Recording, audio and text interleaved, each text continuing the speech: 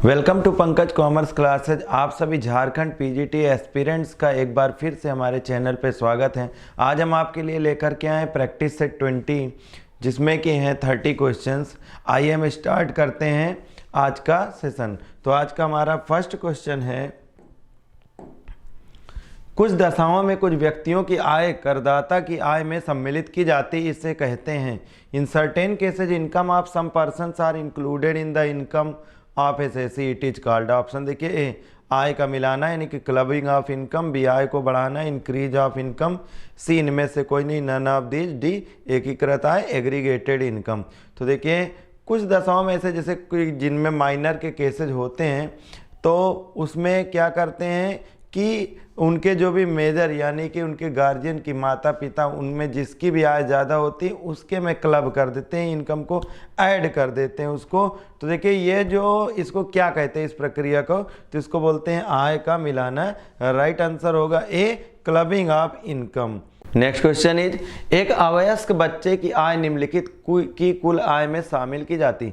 Income of A minor child is included in the total income of. किसी भी minor child जो कि अवयस्क बच्चा है तो उसकी इनकम किसके में ऐड करी जाती है? क्लबिंग इनकम के तहत आता है कि माइनर की इनकम को किसी भी उसके माता या पिता जिसकी इनकम ज़्यादा हो उसमें हम ऐड कर लेते। तो ऑप्शन देखिए ए, उसके पिता की आय में, in his father income, B संपत्ति के हस्तांतरणकर्ता की आय में, in income of transferor, C माता या पिता की जिसकी आय अधिक हो, parent whose income is greater, and D इनमें से कोई नहीं, नन ऑफ दीज। तो इसका राइट आंसर हो जाएगा सी, माता या पिता जिसकी आय अधिक हो। आय के एक शीर्षक की हानि को निम्नलिखित शीर्षक से पूरा कर सकते हैं। Loss of one head of income can be set of against the following. तो देखिए ऑप्शन ए, वेतन शीर्षक से, अगेंस्ट हेड सैलरीज, बी अन्य साधनों से आय शीर्षक से, against head income from other sources, C अन्य किसी भी शीर्षक की आय से, income from any other head, D इनमें से कोई नहीं, नन ऑफ दीज। तो इसका राइट आंसर हो जाएगा सी, अन्य किसी भी शीर्षक की आय में से हानि को निम्नलिखित पूरा किया जा सकता है। नेक्स्ट क्वेश्चन देखिए कि सट्टे के व्यापार की हानि की पूर्ति की जा सकती है। अगर सट्टे के व्यापार में हानि हुई हो तो कैसे पूरी की जा सकती है? ऑप्शन देखिए, loss of speculation business can be set off. Option are A, पूंजी लाभ शीर्षक से, हेड कैपिटल गेन से, बी व्यापार एवं पैसे के लाभ शीर्षक से, हेड बिजनेस एंड प्रोफेशन से, सी सट्टे के व्यापार से, स्पेकुलेटिव बिजनेस से, डी इनमें से कोई नहीं, नन ऑफ दीज। तो देखिए इसका राइट आंसर हो जाएगा कि सट्टे के व्यापार की अगर हानि है तो सिर्फ वो सट्टे के व्यापार के लाभ से ही पूर्ति की जाएगी। C will be the right answer, सट्टे के व्यापार से यानी स्पेकुलेटिव बिजनेस से। नेक्स्ट क्वेश्चन है, मकान संपत्ति से आय शीर्षक की चालू वर्ष की हानि पूरित की जा सकती है। अगर करंट ईयर में मकान यानी इनकम फ्रॉम हाउस प्रॉपर्टी से लॉस हुआ हो तो उसको कहाँ से पूरा कर सकते हैं चालू ईयर में यानी कि करंट ईयर में? ऑप्शन देखिए, मकान संपत्ति हाउस प्रॉपर्टी से, बी गैर सट्टे के व्यापार से, नॉन स्पेकुलेटिव बिजनेस से, सी सट्टे के व्यापार की आय से, स्पेकुलेटिव बिजनेस से, डी उपर्युक्त सभी से, ऑल द अबव। तो देखिए इसका राइट आंसर हो जाएगा डी, उपर्युक्त सभी। करंट ईयर का अगर लॉस है इनकम फ्रॉम हाउस प्रॉपर्टी से तो उसको कहीं से भी किसी भी हेड से सेटिस्फाई यानी कि सेट ऑफ किया जा सकता है। नेक्स्ट क्वेश्चन देखिए, व्यवसाय एवं पैसे शीर्षक की हानि को निम्नलिखित आय से पूरा नहीं कर सकते। देखिए income from business and profession से अगर लॉस आता है तो कहते कौन सा ऐसा हेड है जिससे हम पूरा उसको नहीं कर सकते, सेट ऑफ नहीं कर सकते। ऑप्शन देखिए, ए पूंजी लाभ कैपिटल गेन, बी वेतन से आय इनकम फ्रॉम सैलरी, सी अन्य साधनों से आय income from other sources, D इनमें से कोई नहीं, नन ऑफ दीज। तो देखिए यहाँ पर जो व्यवसाय एवं पैसे के शीर्षक की हानि है, loss under the head business and profession can not be set of पूछा गया है। तो एक हेड होता है जो कि बी यानी कि वेतन से आय, income from salary, salary head से व्यापार की हानि को कभी भी पूरा नहीं किया जा सकता, सेट ऑफ नहीं किया जा सकता है। तो राइट आंसर होगा बी। नेक्स्ट क्वेश्चन देखिए, सट्टे के व्यापार की हानि निम्नलिखित वर्षों तक पूर्ति हेतु आगे ले जाई जा सकती है। देखिए जो भी लॉसेज हैं उनको सेट ऑफ करने के लिए कुछ ईयर्स हैं जो कि फिक्स किए गए हैं इनकम टैक्स डिपार्टमेंट के द्वारा कि कितने साल तक वो अपने लॉसेज को सेट ऑफ कर सकते हैं आने वाले समय में प्रॉफिट से, गेन होने से। तो देखिए ऑप्शन ए 4 ईयर्स लिखा 4 वर्ष, बी लिखा हुआ डी वर्ष यानी कि 8 वर्ष और 8 ईयर्स, सी 2 वर्ष यानी कि 2 साल और डी 10 वर्ष यानी कि 10 ईयर्स। तो देखिए इनको जो छूट दी गई है वो कितने सालों की दी गई है, वो सिर्फ और सिर्फ 4 सालों की छूट दी गई। इस 4 साल के दौरान में ये सट्टे से व्यवसाय की हानि को पूरा कर सकते हैं किसी सट्टे के व्यापार के लाभ से। नेक्स्ट क्वेश्चन देखिए, निम्नलिखित शीर्षक में किस हानि वेतन से आय शीर्षक से पूर्ति नहीं की जा सकती है। कहते which of the following heads loss can not be set of from the income from salary. इनका मतलब है कि नीचे जो लिखी हुई हैं इनमें से कौन से हेड की हानि को इनकम फ्रॉम सैलरी से नहीं पूरा करा जा सकता। ऑप्शन देखिए, मकान संपत्ति से आए, income from house property, B पूंजी से लाभ, पूंजी लाभ से आए, income from capital gain, C व्यापार एवं पैसे से आए, income from business and profession, D इनमें से कोई नहीं, नन ऑफ दीज। तो देखिए इसका राइट आंसर हो जाएगा व्यापार एवं पैसे से आए। इनकम फ्रॉम बिजनेस और प्रोफेशन के हेड को इनकम फ्रॉम सैलरी से कभी भी सेट ऑफ नहीं किया जा सकता है। नेक्स्ट क्वेश्चन देखिए, मकान संपत्ति से आय शीर्षक की हानि को कितने वर्षों में समायोजित किया जाता है। अब बात आती है कि जो loss income from house property है इसके लॉस को कितने वर्षों तक हम सेट ऑफ कर सकते हैं। ऑप्शन देखिए, आने वाले 4 वर्षों में, बी आगामी 8 वर्षों में, सी असीमित आय में समय में मतलब अनलिमिटेड टाइम है, डी पूरित नहीं किया जा सकता है, not to be set off. तो इसका राइट आंसर हो जाएगा बी, इस लॉस को 8 आगामी वर्षों में हम सेट ऑफ कर सकते हैं। नेक्स्ट क्वेश्चन देखिए, धारा 80D के अंतर्गत वरिष्ठ नागरिक के संबंध में अधिकतम कटौती की रकम है।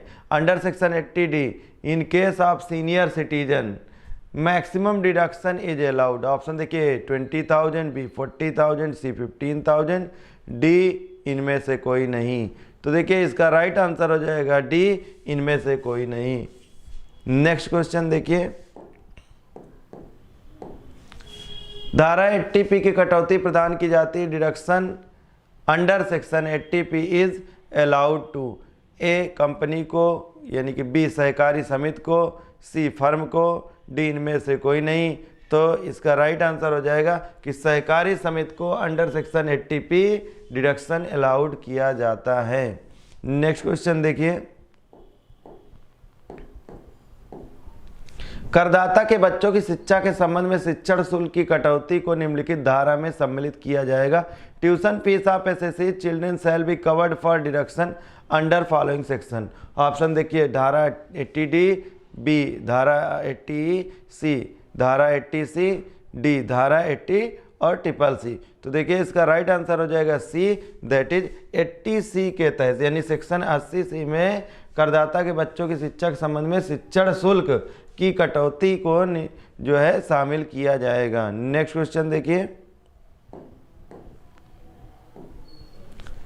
अत्यधिक गंभीर असमर्थता की दशा में धारा 80DD की कटौती निम्न है। In case of severe disability की condition deduction under section 80DD shall be following. Option देखिए 50,000, बी 20,000, सी 1,25,000, डी 40,000। इसका राइट आंसर हो जाएगा सी, 1,25,000 तक की कटौती का प्रावधान है। नेक्स्ट क्वेश्चन देखिए, असमर्थ व्यक्ति द्वारा ली गई पॉलिसी पर प्रीमियम की कटौती पॉलिसी के 15% के बराबर दी जाएगी यदि पॉलिसी निम्नलिखित तिथियों पर ली गई है। Deduction of 15% of policy amount taken by disabled person shall be allowed if the policy is taken on the following date. Option देखिए 31 मार्च 2012 के बाद, ऑप्शन बी है 31 मार्च 2013 के बाद, सी 1 अप्रैल 2013 के बाद, डी इनमें से कोई नहीं। तो इसका राइट आंसर हो जाएगा बी, 31 मार्च 2013 के बाद असमर्थ व्यक्ति द्वारा ली गई पॉलिसी पर प्रीमियम की कटौती पॉलिसी के 15% के बराबर दी जाएगी। नेक्स्ट क्वेश्चन देखिए, धारा 80G की कटौती किस संबंध में की जाती है डिडक्शन अंडर सेक्शन 80G, यानी कि 80G की कटौती किस में दी जाती है? ए कमीशन में, बी दान में, सी छूट यानी कि डिस्काउंट में, डी जीवन बीमा प्रीमियम। तो याद रखिए 80G की कटौती डोनेशन के संबंध में दी जाती है, बी है राइट आंसर।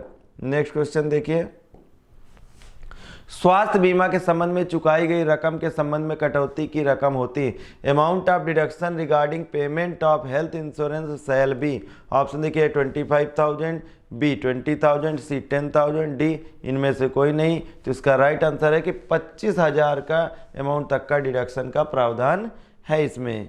नेक्स्ट क्वेश्चन देखिए, किस धारा के अंतर्गत कुल आय की गणना सकल कुल आय में से कटौतियों को घटाकर की जाती है?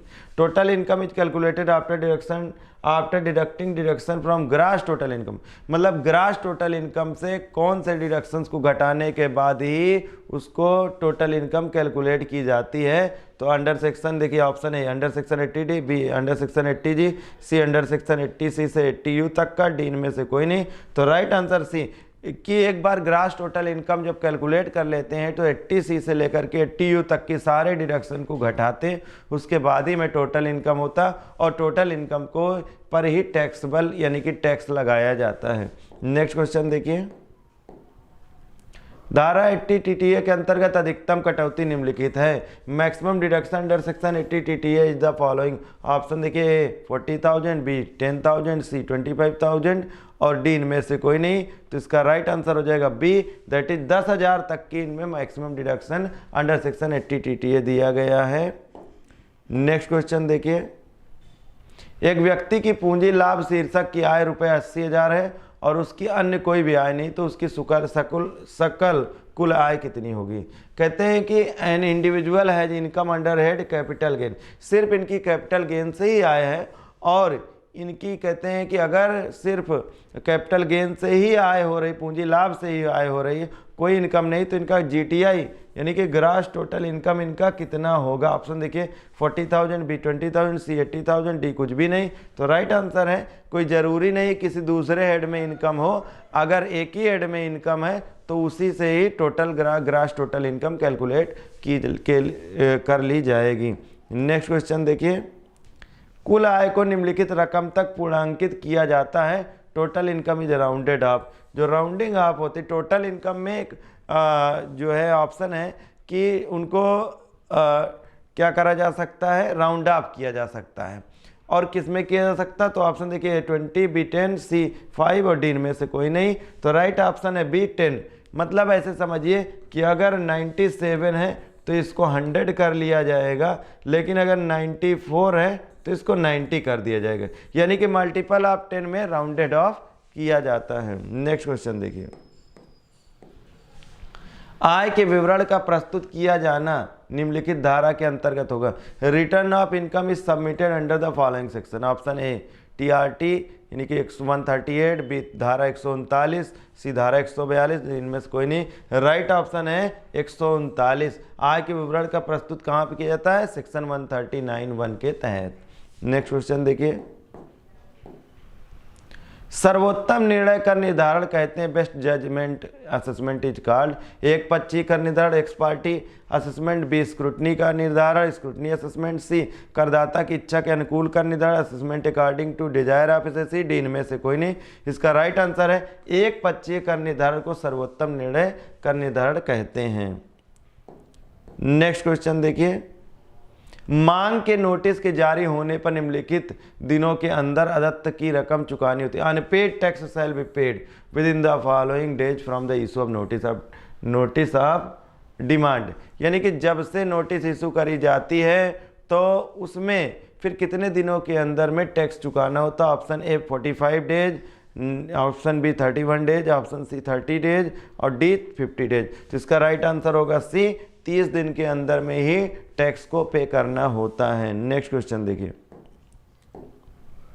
आय की विवरणी में आधार नंबर का लिखना निम्नलिखित तिथियों से आवश्यक हो गया है। कब से? With effect from following date it is essential to mention Aadhaar number in return of income. Return of income में अब आधार नंबर भी लिखना अनिवार्य हो गया है, तो वो डेट कौन सी है?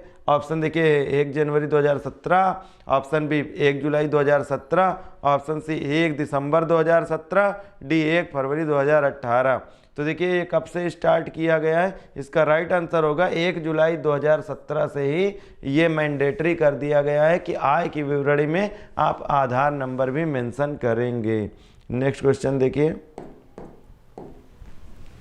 यदि कुल आय 1 लाख से अधिक है किंतु 2 लाख से अधिक नहीं है, मतलब कहते हैं टोटल इनकम अगर 1 लाख से ज़्यादा लेकिन 2 लाख से कम नहीं है, 2 लाख से ज़्यादा नहीं है, तो 1 लाख से तो ज़्यादा है लेकिन 2 लाख से ज़्यादा नहीं है, तथा अपील आयकर अपील की यहाँ की जाती है, तो अपील की फीस क्या होगी? जो ये अपील करेंगे कि if the total income exceed 1 lakh but not more than ₹2 lakh and appeal is done to income tax commissioner appeal, the fees for the appeal shall be, क्या होगी फीस? ऑप्शन देखिए, ए 1000, बी 500, सी 1200, डी इनमें से कोई नहीं।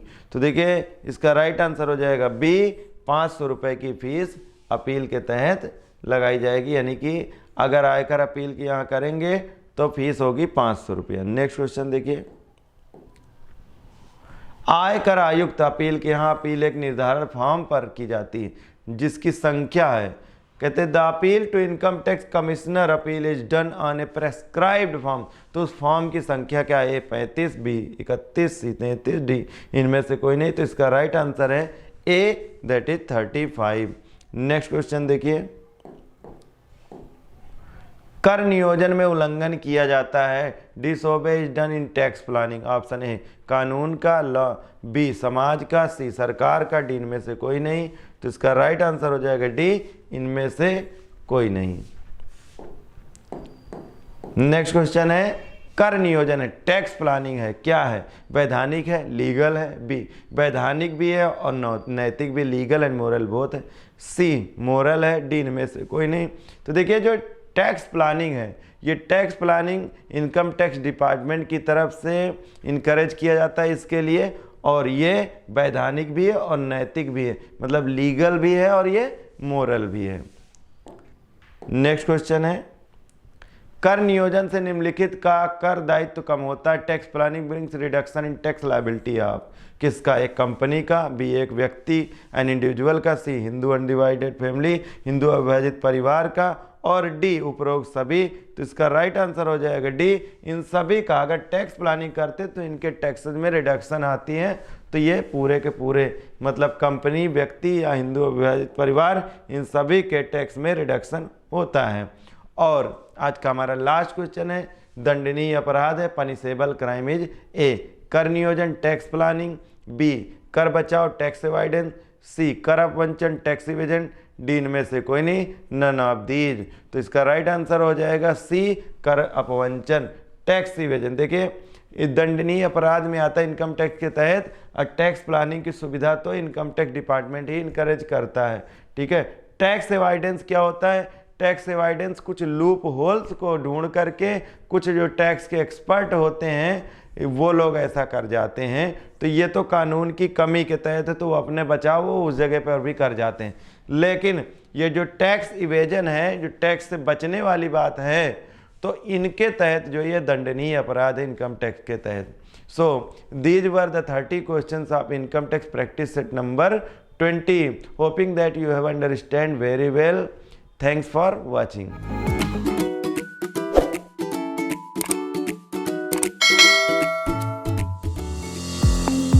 Now, students can enjoy online mode of digital learning with official app of Pankaj Commerce Classes available in Play Store.